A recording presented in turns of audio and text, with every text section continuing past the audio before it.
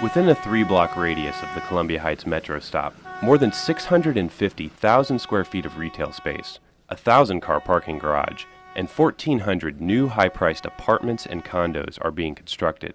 But with a surge in gang activity and 11 shootings in Columbia Heights since October, some business owners worry that crime might jeopardize the retail development set to open this spring. City Council member Jim Graham describes the gang situation as red hot. He fought hard for the development and says its size will have a positive effect on the public safety of the neighborhood. You got thousands of people moving around, all day long. I mean, even the slow-witted figure out this is not the place where I want to commit a crime. A young Columbia Heights native, Harold Jackson, agrees that development is a good thing for the neighborhood, but suggests more foot traffic could simply mean more targets. It will bring a lot of crime here because a lot of people can go shopping, a lot of people will be getting robbed. It's a flip side to everything, and I'm just hoping that things don't get worse, and I just want things to get better for D.C. City police have responded to the violence with $3 million for gang intervention projects and high-tech gunshot spotter devices. Captain Lamont Coleman says income disparity is a big issue in Columbia Heights. We can't just arbitrarily just throw people out. We have to become inclusive.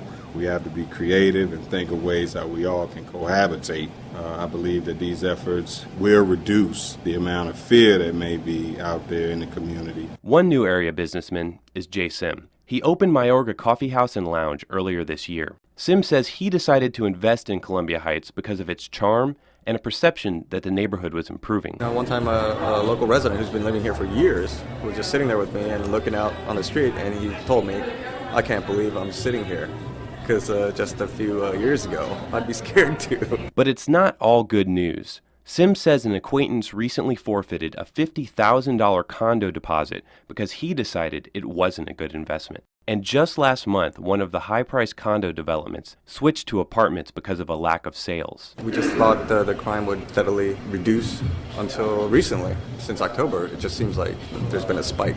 I am optimistic, but not as much as before.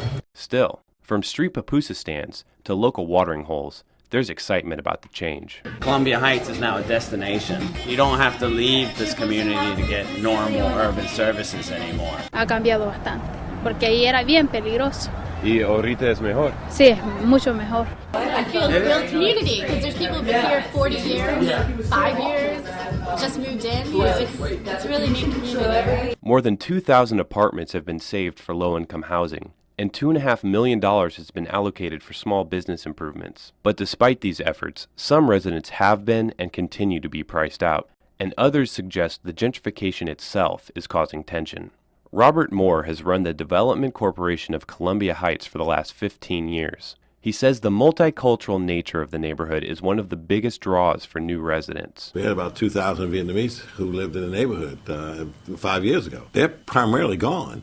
They've been priced out, and that includes Latinos and some African Americans. Nick Schwellenbach moved to the neighborhood 3.5 years ago. 25, white, middle class, probably exemplify a certain demographic that's been increasingly moving into Columbia Heights. And despite being the victim of both violence and a burglary, he says he's staying. As someone crowbarred their way into our basement, stole a laptop, my bicycle, and a 6-pack of beer, which is probably what I would steal if I broke into someone's place. I was actually mugged in May of 2005. Pretty brutal, and I had to go to the emergency room, and it's not just white people like me that are moving into Columbia Heights, but it's people who are fairly wealthy, people who typically would have moved to like Arlington or Alexandria. Now they're living next to the poorest of the poor. Many businesses see the diversity as a positive. The Tivoli Theater, built in the 20s, was once an elegant countryside destination. Now it's home to the Gala Hispanic Theater. Abel Lopez is the theater's director. All of that, diversity and that flavor is really important and was a unique draw for us. And Councilmember Graham calls the area's diversity a treasure that must be preserved. It's something precious to me. There's going to be something very special. People who want that richness will be drawn to us. This is something very unique, and we're going to cherish it and protect it. For real. Graham says while the development didn't directly displace anyone, it will create an estimated 1,600 jobs. Jackson was at the Latin American Youth Center, filling out a job application for the new Target store slated to open in April.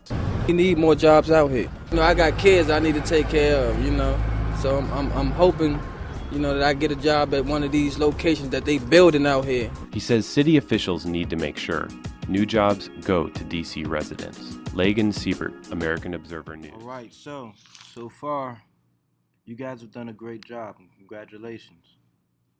You've gotten through and past the aggressive landlord, and you had a chance to wake up from that credit card horror story.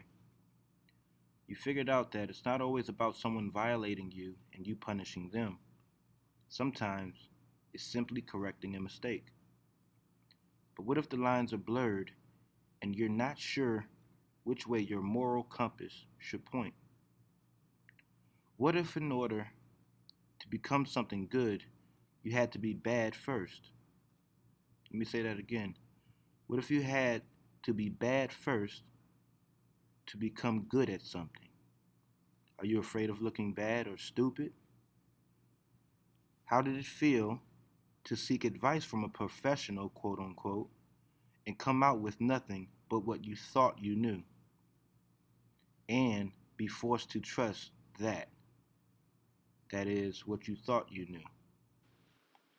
Also, so far you've primarily been working individually. But what is it like to be a part of a team, to hold others accountable and have others hold you accountable?